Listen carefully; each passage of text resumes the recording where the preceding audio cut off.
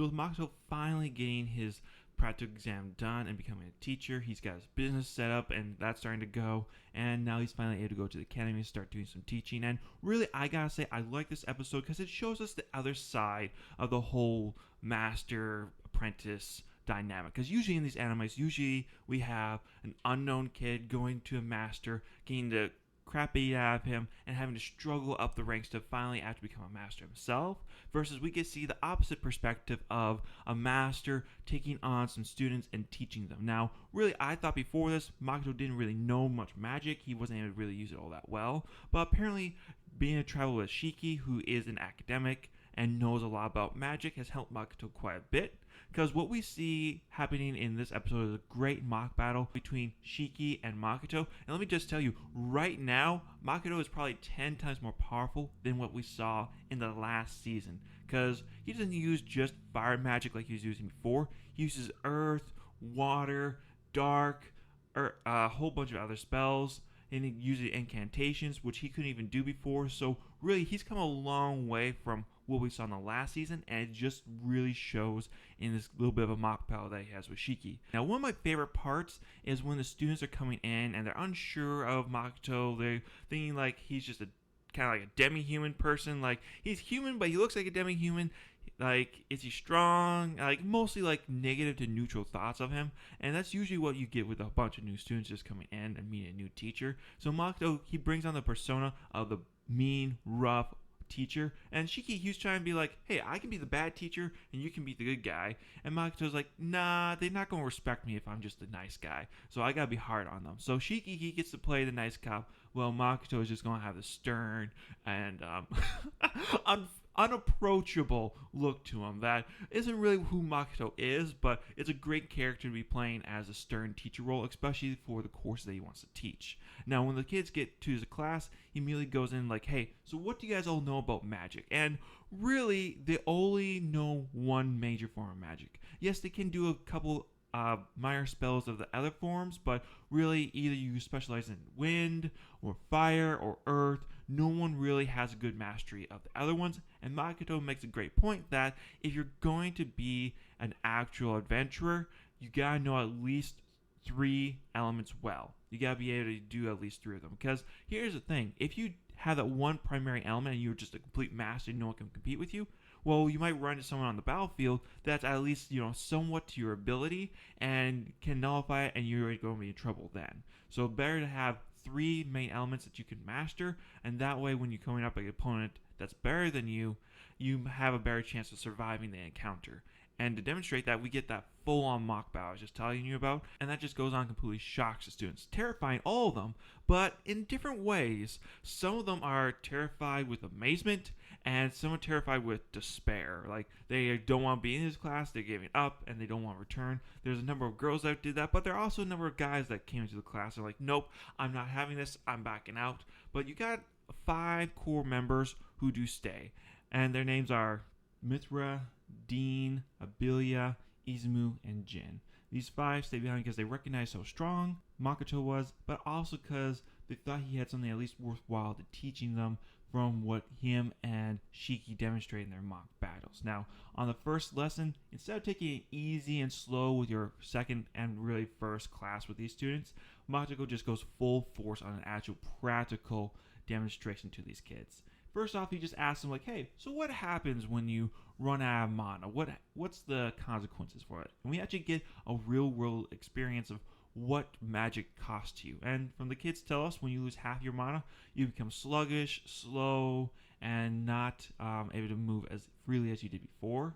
When you lose up to a quarter of, or not quarter, when you lose up to 75% of your mana, you then start vomiting and becoming sick. And when you lose all your mana, you can pass out and almost die from it, if not actually die. So they show real world consequences of what it is to lose your mana as a mage. Seeing that they understand the consequences of using too much mana, Makoto tells the kids that their first lesson is going to be a mock battle with him, testing the limits of their strength. and they're a little concerned, but he just, eases them that, don't worry, we have enough mana and health potions back at my shop to heal anything you have. So I know that he's not supposed to be selling his stuff on school grounds because you can't exchange money. So is he going to have the kids come by later on and pay for it? Like, how are you going to have that work, Makoto? Sorry, I got sidetracked. Just a little curious on how that whole aspect works in the show because it was a little vague. I think he's going to provide that for free to his students, but I'm not necessarily sure. So just putting it out there. Regardless, the kids go out and do full-on attack on Makoto, and, well, you can guess how well it goes. They all are pretty much exhausted and are near to their exertion point. Abelia, for one, is going to try to get up and unleash another set of attacks on Makoto, but before she can, Shiki stops her like, hey, that's enough, because he can tell like she's at way past her exertion point, and with him telling her to stop, she bends over and, well, there goes her lunch. I do gotta say, I like how in anime, they don't actually show you the puke that's coming out of someone's mouth. They just show you like this rainbow wave coming out. Like, oh, that's a very pretty way to do it. And poor Abigail, because she has a crush on Shiki because he just looks such a beautiful guy that she just then curls up into a ball and, kind of has a little self-pity party at that moment because she's, well, she's going to. She's completely exhausted. She's sick. She can't really move. So, but as a good aid, Shiki has her stopping. Whereas the other ones, Dean, he has unleashed another Fury attacks, but he's now out for the count. It's now up to Jin, Izumo, and Mithra. Izumo, he launches his final attacks, but he's wiped out. And then it's just Mithra and Jin. And Mithra, seeing that, he's going to go be able to do too much, he gives all the rest of his power to Jin to take on Makoto as he collapses to the ground. Whereas Jin then rushes in to do an attack, but it's just too wide and easy for Makoto to deflect and knocking out Jin. So it's a pretty brutal first lesson, but the reason why Makoto wanted to teach this to them is like, hey, just so you guys understand, this is where your limits are, so you can't really build up unless you know where you are at. So now that we know this, our next lessons are going to be a little bit more in-depth. We can do a little more in-depth training for you, but this is a good start. And that's kind of where we end with their train, with Makoto having a conversation with Shiki later on, just giving us a little bit more in-depth analysis of what he thinks of each one of his students. Mithra, he sees him as a self-sacrificing member of the team who will do anything for his friends, is kind of what we're getting at with him. Dean is a quick wit, good judgment, sharp character, so if you have to make quick decisions, probably the guy you want to go to. Abelia, she's very strong, and, we don't really get too much on her, but we do get, at least from Makoto, that he recognizes that her mana and strength are very high. From Izumo, he's definitely more of a mage with all the complex spells he was able to cast, even for his age, which is quite impressive for Makoto. He's definitely going to become more of a well-known mage, at least in his eyes. And then you have Jin, who doesn't have any magical abilities, who's just a swordsman in just a purely magical class, and he's still willing to take all this on and prove his skills. And he also recognizes that he was keeping an eye on the others in his class and seeing what they're doing. Makoto points him out as a good team leader. So we kind of get a good vibe of what this group is forming into, and if they're an adventurer party, I'd say this is a pretty dangerous group to have going out there. So I would say that this is going to be an interesting class for Makoto to develop throughout the rest of the season if he stays as a teacher. So I don't know how long we're going to be confined to the academy, but I hope for a little while because I would like to see these kids develop more and what their paths will take them. I'm just curious to see what it would do with the students. Now, one thing I forgot to mention throughout all of this is that Makoto has been using a different name throughout this whole time when he's been at the academy. It's not been Makoto, it's been Kazuma. So everyone is knowing him as Kazuma. Now, I'm pretty sure his full name is Makoto Kazuna. But he's just letting people think, I think, that his name is Kazuma, or maybe he'll let her out later on that it's Makoto Kazuma, but I'm pretty sure he's trying to go underneath an alias of just using his last name as his first name. But maybe that's just me, and he's just trying to act more professionally with all the teachers around him. So, we'll see if I'm right or wrong. Now, where did these students come from? Because when he first shows up to the academy, they don't automatically assign him students. Students kind of get to choose their lecturers, and the more students you have, the more money you make. We hear from one of the aides at the academy that each student is worth 10 silver pieces. And as a part-time teacher, you can only take up to 30. So what most teachers probably do is get the max number of students to get the max number of people in their classes. That way they get a little bit of extra income, but you're also allowed to advertise your business within the class. So That's another way that the teachers could make income, although exchanging money is not improved on the campus, but if you go out of campus, that's a whole nother story. So there's a way to make money there. Now, the way that Makoto ended up with these students is that as he's having this conversation with the academy aide, a teacher comes by the name of Brett, and he introduces himself and he just wants to meet Makoto, and he offers to send some students over to Makoto that might be interested in his more practical just magic class. And he also lets slips that he's interested to see what Makoto can do because he heard that he had some interesting abilities. Now this sets Makoto on a suspicious note. Like, what do you know about me? How have you heard about me? Because supposedly no one should really know that much about his test results because supposedly I would say those should be kind of like, under lock and key. I mean, it's probably not a massive secret, but why do you know about my test results? Why do you even care? Why is that an interest to you? So just something for Makoto to think about and why he might be suspicious of this guy that just showed up. But hey, he hacked those students, and from what we just saw, looks like it's going to work out fine for Makoto. So everything should be on the up and up, right? Well, we'll get into that. That's a part for the later on part of the story. But from this meeting, Makoto goes ahead. He goes to exploring the academy, and he ends up in the library. Now, the reason why Makoto is in the library is that he's looking for materials to teach his classes on that I would presume he used to great effect during his lessons that we saw. Now, as he's looking around, there's a librarian that comes up and offers her help. Makoto takes her up on it, and he tells her the books that he's looking for, which he considers kind of bland for Mr. Kazuma. And at that moment, Makoto instantly puts up a barrier and bounces back from her like, how do you know my name? And she goes like, oh, well, I'm the librarian here. I'm supposed to know everybody's name. And Makoto's like, yeah, I ain't buying that because there are over hundreds of new teachers here. There's no way that you just singularly pointed me out.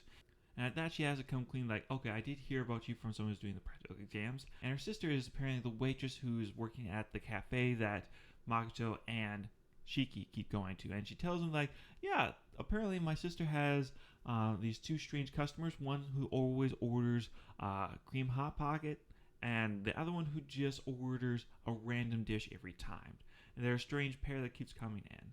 And at that, Makoto looks at her again, like she has kind of the same facial structure as her sister, but there's something missing down below. And at that, she immediately notices and takes offense and mentions, like, Mr. Kazuma, one's eyes are very betraying of where their attention is at. And, Makoto, he doesn't even deny it. He just goes on like, yeah, sorry. Yeah, it's a pretty funny encounter, at least in my opinion. Just like, dude, you got caught red-handed. You're trying to sneak a glance, and yeah, I'm sorry, my man. Better luck next time. But it washes over, and she just laughs it off. And the two, are pretty friendly with each other. And I had to say, this is probably one of the more underwhelming scenes because I was kind of hoping that she'd be a bit more mysterious, a bit darker. At least it's kind of the impression that we got in the last episode. But it turns out she's just a normal librarian. Maybe. Because according to Makoto, she has like a darker presence behind her, even though she has a pleasant smile and demeanor. So maybe we'll get to see something interesting coming from her later on in the series, which I hope so. But for right now, we're just left with the assumption that, yeah, she's just a cute-looking librarian that's here to help out Makoto, like any teaching instructions that he might need. Now, as Makoto is getting into the practice of teaching and getting his students, we get a great cut over to Mio as she's trying to learn on how to cook. And the one that she's learning all this from is a little confused about how Mio is such a bad cook and the fact that whenever she uses knives, it just ends in disaster. But she's willing to go slow with Mio and just teach her the basics. So we're getting to see the start of Mio's cooking journey, which I'm excited for. Now, we also move over to Tomoe as she's, interrogating a soldier that witnessed the fight Makoto had with the adventurer and dragon.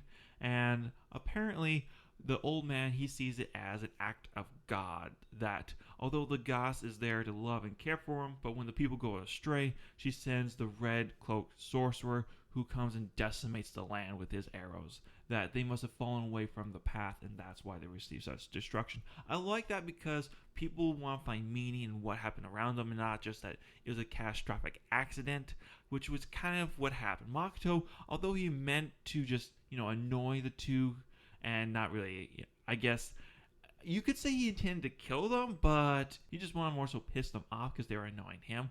And in doing so, he unleashed a monstrous spell. And from what she saw in that guy's memories, yeah, that's pretty much exactly what happened. Makoto just waylays to everything, giving her a good hearty laugh about what happened here. And she's like, how am I going to tell this to the others? Like, When you just want to lightly annoy somebody, Makoto unleashes a massive amount of distraction. So don't annoy Makoto is the rule here. So that kind of wraps up with what we see from Tomoe, at least in this part of this episode. And the final part I want to go over is that teacher Brett I mentioned earlier. Well, he's not necessarily the nicest teacher ever, because he's in this like rundown area talking with an assassin that was trying to get Makoto to fail the examination. And the assassin's telling the teacher like, yeah, this isn't just your normal guy, because that dagger was from one of the scales of a dragon, so that should not have been able to break as easily as that man made it break with his bare hands. But all the teacher really was saying like, hey, kill him, get rid of him, I want that teacher gone. So pretty much you just gave this an assassin an impossible task. But I know for sure that Brett is not a good guy, that Makoto's suspicion of him is going to be proved correctly. And I'm curious to see, does Makoto have an actual fight with him with magic, or is this going to be left up to Shiki to deal with his trash? I'm kind of curious to see how that plays out through the rest of the series. But hey, you guys leave a comment down below. What did you like about this episode? What did you think of Makoto's teaching style? Would you be a student of Makoto, or would you be one of the guys that's just like, hey, I'm out of here, I don't want to be part of this crazy, leave me be? I'd probably be one of them, going to be honest with you. But still, I would kind of like being in Makoto's class just to see all the stuff he can do. But with that said, leave a like, subscribe, and I'll catch you guys in the next one. Take care now. Bye.